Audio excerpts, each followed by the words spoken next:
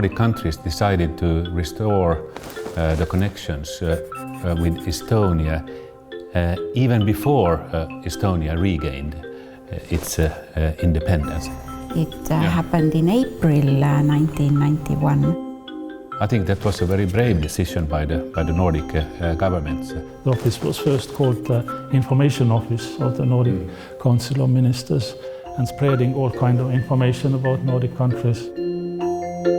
Leo Salonen decided that it would be good to have a branch office in southern Estonia, so it started in Otepää already in autumn 1991, and a year later the office moved over from Otepää to Tartu.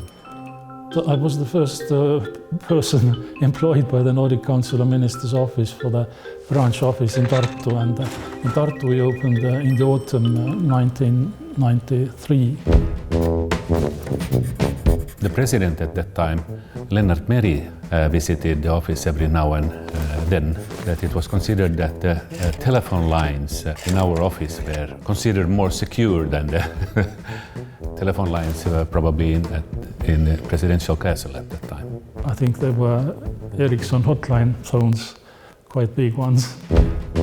In quite an early stage we had email connections to the outworld, even though the internet was not so very well developed. Very many people used even the fax lines for sending messages or receiving. My first day was on 1st of August 2005. And I have been for now almost 6.5 years. When I came, we went to Narva, to Valka. When I saw Narva, I kind of realized immediately that we need to do something here. And then we decided to open an office in Narva, and it has been a success and a good recruitment to have Evgeny there. During 30 years, we have established many events which have grown independent. Almost all of them have grown into bigger events later on in Estonia. The role of initiating new things, I think, is very much in our DNA. You could say that each project is like a new learning process and quite a new adventure even. An art exhibition in Tartu somewhere in the 90s, I guess it was. We had pieces of art from all Nordic twin cities of Tartu. The Finnish piece of art was, when we received it, it consisted of 2 wooden blanks and 4 paint buckets, empty paint buckets, and these 2 wooden blanks were then put parallelly on these 4 paint buckets, and it was called the Bridge Over Troubled Water. And it was really fun. But when the exhibition took an end, and then it was decided that the artist said, well, I do not need it anymore in Tampere, let us stay here in Tartu. But later on it turned out that there was an insurance for 100,000 Finnish marks on this piece of art. So I had to work at least 1 year with the insurance company to explain where is this extremely valuable piece of art and where has it vanished. It was my first experience with the Nordic bureaucracy. I think it's a great achievement to grow. Yeah.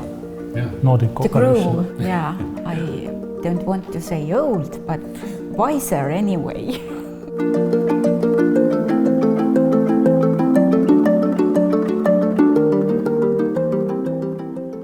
Põhjamaade luulefestival mängib, ütleme siis, viimase paarikümne aasta Eesti kirjanduselus kindlasti olulist rolli. Et sellest Põhjamaade luulefestivalist kasvaski tegelikult välja siis kirjandusfestival Head Read.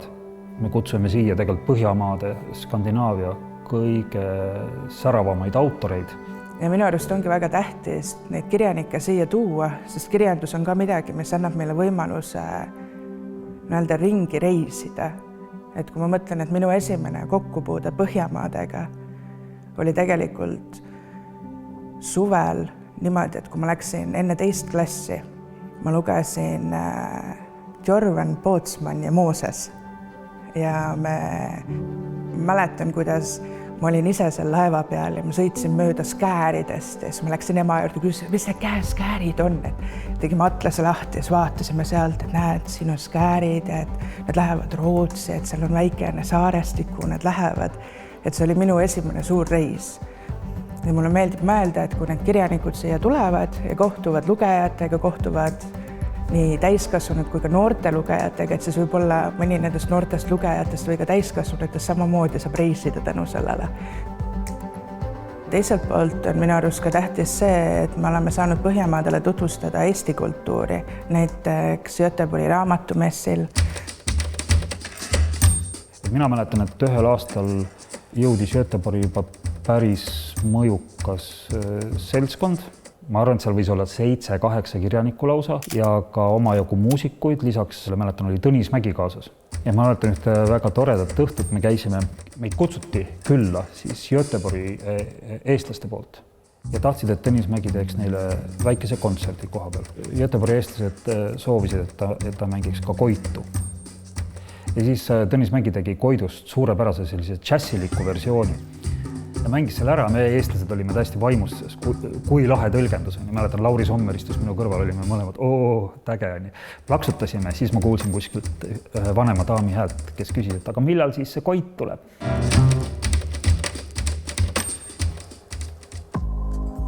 Juba 2000-ndate alguses hakkas Põhjamaade ministrite nõukogu toetama erinevaid selliseid sotsiaalprobleemide lahendamise ülesandeid Eestis, ehk siis üks oli inimkaubandus, teine oli lähisuhtevägivald.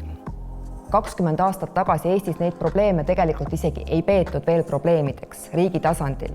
Inimkaubandusohvreid me ei näinudki, sest nad olid siit ju ära viidud, probleemid olid ju kusagil mujal ja siis hakati meile ütlema, et kuulge, teil on probleem. Samamoodi lähisuhtevägivald. Kui sa ei näe probleemi või sa ei oska sellest aru saada, siis sa ei hakka seda uurima, sa ei hakka mingeid teenuseid tegema. Et see võimalus ka rahaliselt neid asju katsetada, proovida ja õppida tuli tänu Põhjamaade ministrite nõukogu toele. Spetsialistid on saanud omavahel kokku ja saanud arutada sarnaseid küsimusi omavahel. Et sul ongi päriselt võimalik minna rääkida, ma ei tea, Norra politseinikuga, Rootsi prokuröriga, Soome naistevarjupaiga töötajatega ja sa näed päriselt, kuidas nad oma tööd teevad. See õppimise koht on väga suur väärtus olnud. Võrdsete võimaluste teemaline koostöö algas juba 90-ndatel.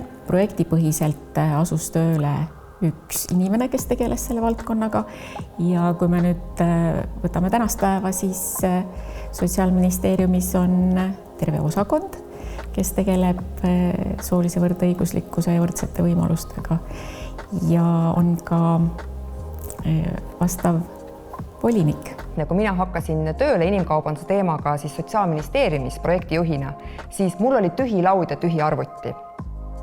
Meil ei olnud seadus inimkaubanduse teemal, meil ei olnud ühtegi teenust inimkaubanduse ohvritele, meil ei olnud ühtegi uuringut, meil kusjuures ei olnud ka perevägivalla kohta sel ajal veel mitte mingisuguseid uuringuid.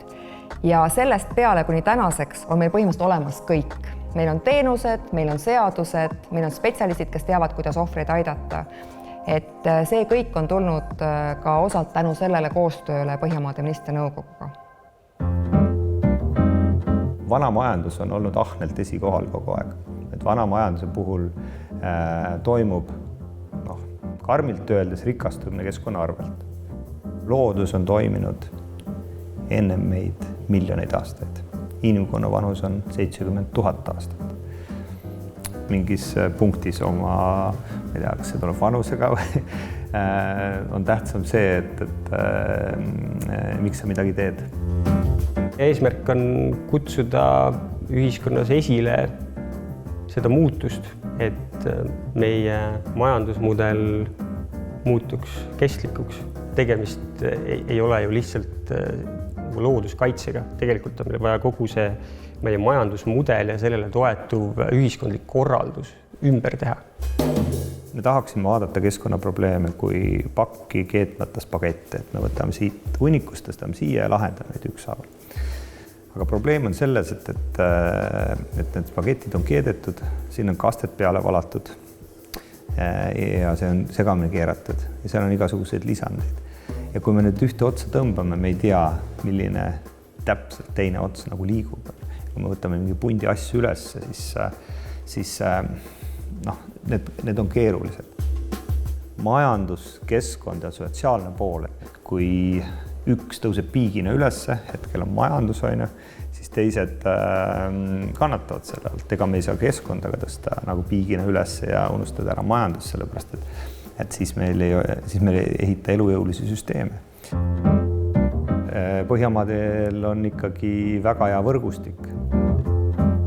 Kui me võrdleme Rootsi või Eesti sellist keskkonna tehnoloogilist lähenemist, et siis pigem ikka me peame õppima sealt. Me oleme võib-olla seal teisel kilomeetril. 98 on veel minna. Inimeste vaba liikumine on minu arvates üks kõige tähtsamaid vabadusi, mis peaksid kestma ja püsima.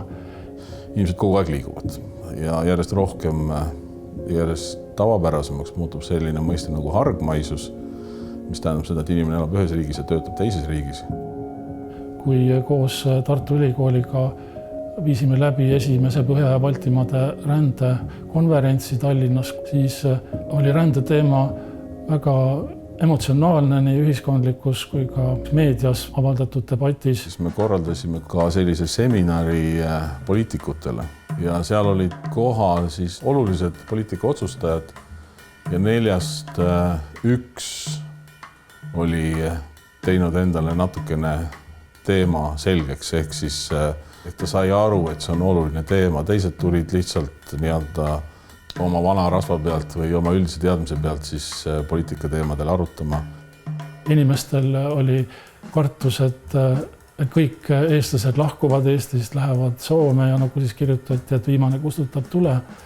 Meie eesmärk siis seda rändeprojekti alustades koos Tartu Ülikooli teadlastega viia see arutelu rohkem faktipõhiseks aruteluks. Tänu võib-olla meie sellisele suhteliselt aktiivsele tegevusele ongi selline teadmispõhine rändedialoog Eestis üldse alguse saanud. Et oleme kaasas käinud või isegi ennetanud neid protsesse, mis rännet puudutab. Ma tunnen seda, et tänu oma tööle on mul olnud oma roll ja võimalus pakkuda Eesti haridus-teadusringkondadele seda võimalust viia ellu koostööd Põhjala kolleegidega. Põhjamaadega seoses oskaksin ma kindlasti kohe välja tuua meie hariduskoostöö edendamise Põhjamaadega. Sellest regionaalsest koostööst on tihtilugu saanud juba midagi, kus väga suurt vahet enam ei olegi, et on see siseriiklik koostöö siin ülikoolide vahel Tallinnas ja Tartus või on see üle lahe Helsingis. Tuleb öelda, et see töö, mida Põhjamaade ministrite nõukogu teeb Eestis, me teeme seda ainult ju tänu ja ühiselt koostöös meie partneritega. Siin me oleme nüüd Soome instituudi raamatukogus, kes ka tähistab 30. aastapäeva. Nordeni roll on, ma ütleksin, lausa hindamatu tähtsusega. Selleks, et edasi areneda, peab olema mingisugune tõuge. Omavahel läbikäik on ääretult vajalik, aga keegi peab seda korraldama. Kui sa oled kokk, siis sinu töö on köögis süüa teha, mitte helistada läbi maailma restorane, et kellele võiks külla minna ja kes meile võiks külla tulla. Nordenil on kombeks kaasata alati parimad professionaalid ja siis tuleb ka hea tulemus. Et jah, et ühelt poolt me tegeleme sellise trendide või arengute suunamisega, teiselt poolt me saame täiesti otseselt ja vahetult ka ettevõtteid nii-öelda nagu toetada, et mis on nagu olnud Põhjamaade ministrite nõukogu pluss, on see, et see toetus on alati olnud rohujuure tasandil. Ja see on nagu väga oluline, et inimesed ise tunnevad, et tegelikult nende pingutus või nende kontaktiloome on hinnatud, seal on see usaldus ja see koostöö on saanud liikuda teisele tasemele. Et ma tegelikult mäletan väga hästi aastal 2008, kui me esimest korda kohtusime kokavahetuse raames soomlastega niimoodi, et kõik Soome Michelini tähega restoranid ühe korraga tulid Eestisse külla ja meie restoranid läksid vastu külaskäigule, et kui sellised ebakindlad me siis olime ja arglikud. Soomlased jällegi, kui nad siia tulid ja nägid meie taset, siis nad muutusid päris tõsiseks ja pidasid omavahel kiire nõu maha, et õhtul õlut jooma ei lähe, peame tõsiselt ette valmistama, et homme oma mainet piisaval tasemel hoida. Narva on üldse absoluutselt selline teistmoodi linn kui terve ülejäänud Eesti. Narva on väga armas linn, aga mitte kõige maailma rikkaim linn. Põhjamaade ministrite nõukogu üritused on hästi läbimõeldud ja kõigile kättesaadavad ka rahaliselt. Narva inimesed ütlevad, et üritus peab olema dostupna ja demokratičeski ehk siis kergesti kättesaadav kõigile ja demokraatlik ja ma usun, et seda just Põhjamaade ministrite nõukogu üritused on. Mina proovisin leida neid ürituste formaate, mis Narvas ei ole veel varem olnud. Tähtis on kaasata nii Narva noori kui Narva vanamemmesid ja Jevgeni ütleb ikka, et pirukad ja morss ja kohvi peab ka olema, tulevad inimesed parema meelega näitusele või filmi vaatama. No esimene aasta oli natuke raskem seda kõige korraldada, sest inimesed veel ei saanudki aru, mis on Põhjamaad ja milleks on neid üldse siin vaja. Sest mul oli üks selline juhtum, et esimene Põhjamaade nädal ja me tõime ühe kooli tsirkuse. Mina sain aru, mis see tsirkus on, seal oli 2 akrobaati, kellel oli omalt nagu tehtud see etendus ja siis kui õpetaja küsib, et kus on igasugused need koerad, elefantid ja see on nagu tsirkus. Ja siis minu jaoks oli see, et okei. Siiamaani võib-olla nüüd kohalik rahvas võtab seda kõike niimoodi vastu, et kui tõesti tulevad mingisugused Põhjamaade ministrite nõukogu üritused, siis on see tõesti midagi ägedat. Tuleb ju arvestada Narva asukohta. Narva asub siin Euroopa alguses, mitte Euroopa lõpus. Narvas on Vene Föderatsiooni konsulaat, on Soome aukonsul, on Rootsi aukonsul ja on Nordeni esindus. Ja kui nüüd see kõik kokku lugeda, siis Põhjamaad on siin Narvas tugevasti esindatud, mis veel kord näitab seda, et Narva on üks äge ja Põhjamaade linn. Narvast on räägitud mitte ainult Eesti tasandil, vaid Põhja-Euroopa tasandil. Et see minu jaoks oli, et siin on meil pisikene kontor, tegelikult see alguses oli selline pop-up kontor. Et mul oli üks laud, üks printer, üks toolet ja mina. Ja siis nagu seal Kopenhaagenis, kus on Põhjamaade ministrite nõukogu, kõik need juhatajad ja räägivad väiksest Narvast. See oli minu jaoks väga suur au ja aru saama, et iga väike asi mängib tegelikult suurt rolli. Ja mul on isiklikult väga soe mälestus, mille eest ma jään elu lõpuni tänulikuks. Aasta oli siis 2000. Mina olin noor Narva kolledži direktor, naiivsust ja tahtmist oli rohkem kui mõistust ja ettevaatlikkust ja me otsustasime teha näituse Eesti Narvas. Ja me otsisime toetust ja tihti on ju nii, et ilusale ideele on keeruline toetust saada. Aga toonane Põhjamaade ministrite nõukogu juht ja andis meile toonasest raha 100 000 krooni, mis oli kohutavalt suur raha. Ja me tõime Narva terve EXPO maailmanäitusel käinud Eesti põranda, kus sai minna mingile kohale ja siis sellest kohast hakkas video.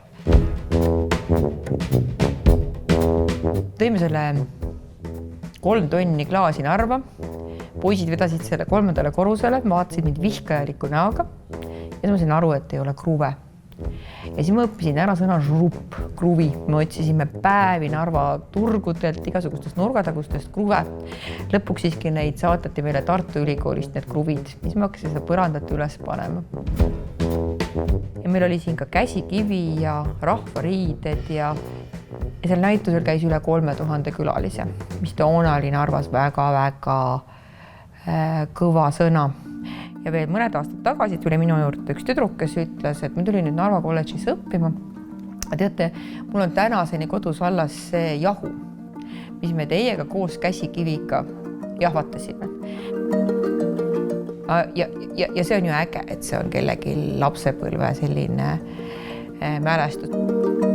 See on üks äge kogemus, mida ma täna ette ei kujutaks, et sellist asja üldse ette võtta, sellist vastutust. Tihti me ei usalda väga noori inimesi või väga hulle ideid või selliseid natuke raamist välja ideid ja tore, et Põhjamaade ministrite nõukogu on just selliseid ideid julgenud usaldada. Praegu näen, et inimestele meeldivad meie formaadid, sest Põhjamaad on väga erilised. Et kõik sellised sõnad nagu laagom ja hüüge, et nad on juba narvakatele tuttavad. Põhja- ja Baltimaad on seadnud endale eesmärgiks saada maailma kõige integreeritumaks piirkonnaks ja seda läbi digitaliseerimise. Kindlasti muutub meie liikumine siin piirkonnas lähiaastatel palju lihtsamaks, hõlpsamaks igapäevaelu toiminguid sooritada. Ja ma olen siiani väga suure respektiga vaatan, mida teeb Soome. Ja sellega seonduvalt sai võtta need Soome esindajad ja panna siin küüne peale. Et selline regiooni koostöö on jätkuvalt vajalik, isegi kui me oleme ju ammust ajast sõbrad ja partnerid Euroopa Liidus ja muudes kooslustes. Et ma arvan, et see on nagu väga selline põhjamaine märksõna ka, et ka meie organisatsioon me ikkagi alati märkame seda inimest. Ja kui me räägime siis Põhjamaade kullast, milleks on usaldus, siis ma usun, et kui me võrdleme Eestit võib-olla 30 või 20, isegi 20 aasta taguse olukorraga, siis ka meie ühiskonnas usalduse kasv paljuski toimunud, ma arvan, läbi Põhjamaade väärtuste juurutamise Eestis. Ma olen enam kui kindel selles.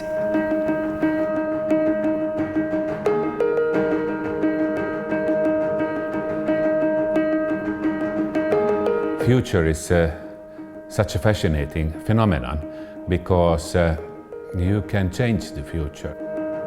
Right now we are living in a world full of challenges. Nature, the climate, biodiversity. Very quickly we have to come up with ideas and decisions and solutions in order to make a better world. Sinna on kõvasti veel minna. Ja seal ei aita ainult nügimisest. Seal tuleb päriselt ära teha asju. But in order to reach those goals, we need a lot of cooperation. And that's the reason for us being here. Ka nullist alustades, siis ka tänasel päeval on ikka veel nii palju vaja teha ja nii palju on võimalik teha. Et see koht, kuhu me oleme tänaseks võib-olla jõudnud, mida me võtame nii loomulikult, ei ole tegelikult juhtunud niisama. Et selle taga on kõik väiksed pusletükid, mis on aastate jooksul kokku pandud ja see on nagu tõstnud meie elukvaliteeti tegelikult hoopis teisele tasemele. When you look back now 30 years when Estonia regained its independence, the change has been of course remarkable. Tunne on see, et ma olen kuskil 200-aastane või 180-aastane vähemalt.